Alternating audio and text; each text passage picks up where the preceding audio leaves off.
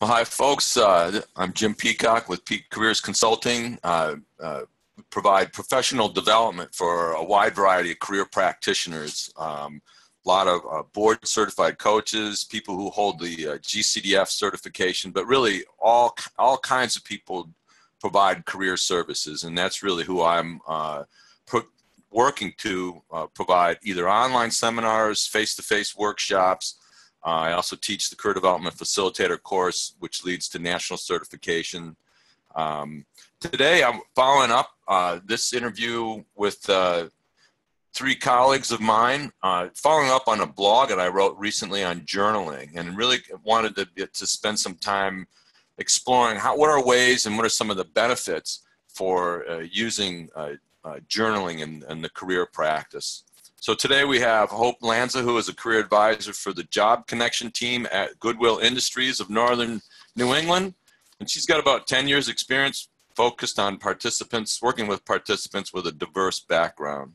We also have Scott Woodard from Scott Woodard Coaching. He's a career coach and an executive coach, and has been a career executive coach for over 10 years, helping leaders transform from strong to superb. We also have Patty Corrigan, who's the assistant co-op coordinator at Northeastern with over 25 years of career counseling in higher ed. So today we're going to explore and focus on journaling with our clients. And so we're going to look at, this was really inspired from, again, my blog and newsletter that I wrote last week. What we're going to do is we're going to start with Patty.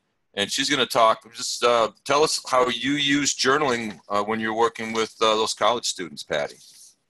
Sure. I find journaling a really helpful tool, especially with undergrads, really getting them to start thinking about what makes them happy, what they're good at what points in their day, especially if they're working. What makes them happy? What brings them joy? And to take note of that. And conversely, to also think about what doesn't make them happy. So we can look at patterns. It's really easy for a student to say, I have no idea. But if you can look at moments when they're happy, what are they doing in those times? What skills are they using? It can really direct the conversation to start looking at how we might match careers or even majors to a time in their sort of day that they're happy. Yeah, a lot of people just feel stuck in there, and they don't really know what they're happy with and what they're not happy with until they start writing it down. And that's really when you really can see a lot of different patterns coming out, right? Right, exactly. Because the conversation can be too broad to say what makes you happy. The response is usually, I don't know. But if they make an effort to write it down, we can look back at it. And as a counselor, oftentimes we can pick up patterns that the student or the client themselves can't even see. Right. But that's the nice thing for me. I do personal journaling, and sometimes I like to flip back through the journal, just look back the last few weeks, and it isn't until I look back sometimes that I can see some of those patterns too. Right. Yeah, it's a great tool. All right, great. Thank you, Patty. And we're going to move on to Scott here. So, Scott, how do you use journaling in your practice?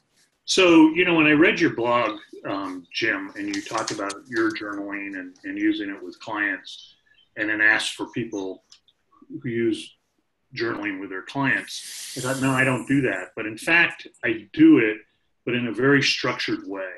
Like Patty mentioned, a lot of my clients who are often at midlife, and have many years of experience, still don't give a lot of thought to what makes them happy, what makes them fulfilled in their career, what they're looking for next. They just know they're not happy where they're at. So I tend to use a more structured approach, and I use worksheets. One is for them to define their ideal workday.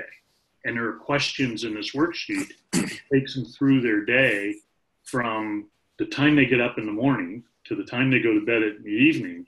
What does that ideal day at work look like? What do you wear? How do you commute? What do you engage in?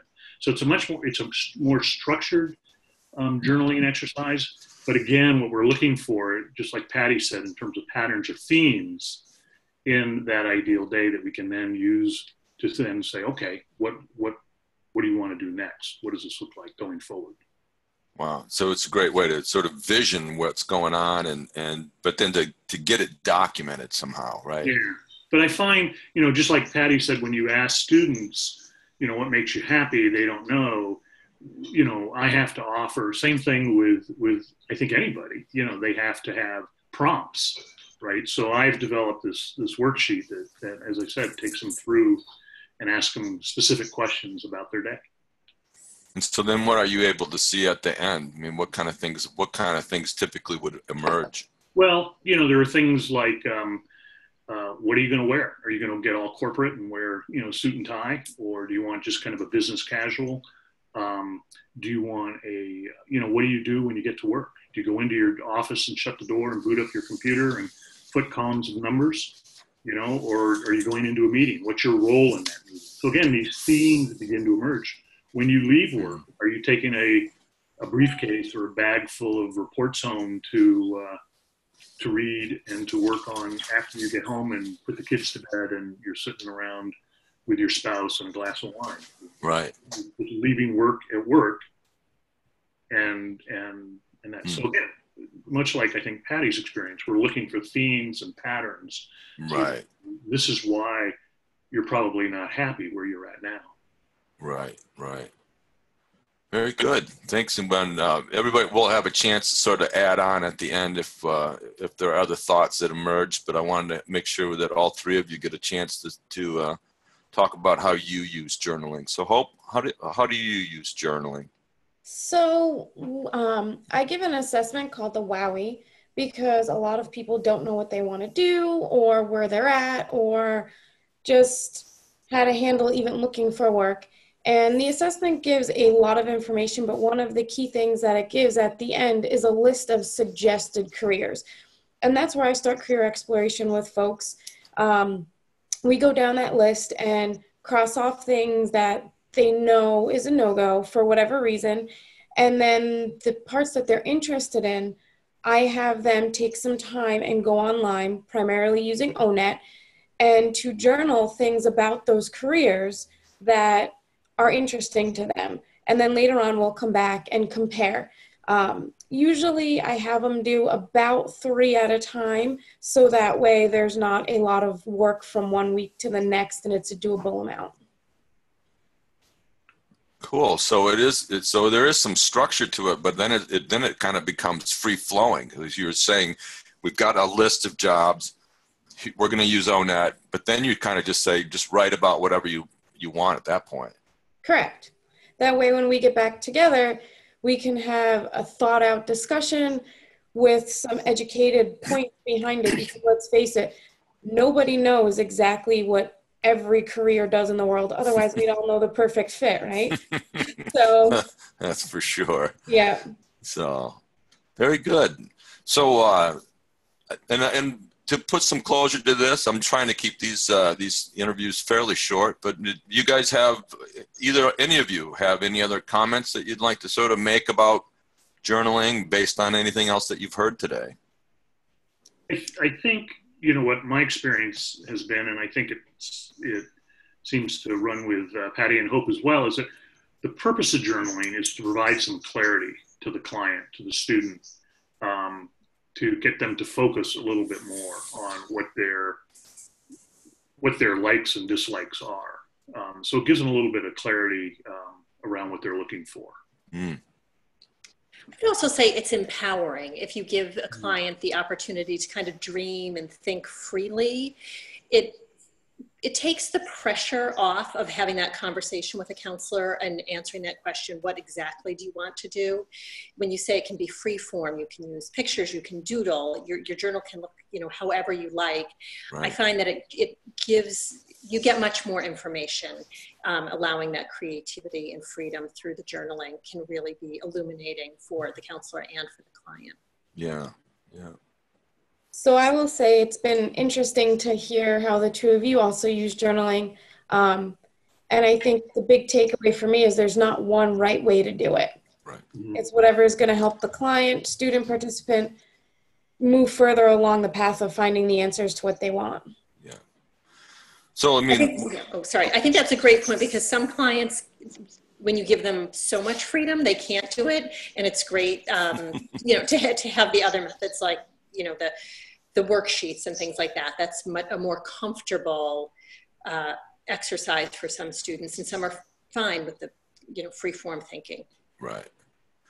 So like for me, you know, a lot of journaling can be really helpful when to change people's mindset. And like Patty, you kind of talked a little bit about that. Sometimes I've had clients that are just, they're like, nothing's going right, you know, and sometimes what they need is that gratitude journal, or at least to start writing some of what's going good and what's not so going good. And how can we reduce the stuff that's not happening that's good, and how can we increase the things that we do want?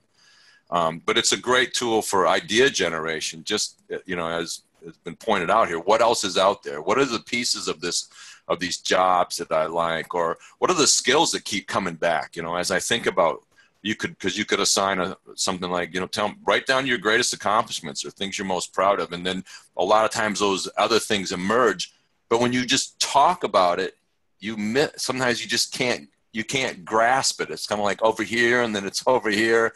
And sometimes forcing people to write really begins to kind of go, well, what I really mean is this. And I think that's where it's really helpful. I know that's where it helps me, as I try to journal every morning, just kind of, and I just use freestyle myself, but it's like, what's out there and what's important, and how do I articulate it in a way that makes some sense? So, well, listen, folks, thank you all very much for joining in on this, and hopefully some people will take some things away from this that they can use in their own practice. So thank you all very much. Great. Thank you, Jim. Thanks for having us, Jim. Nice meeting you guys. Nice meeting you as well. Have a good day.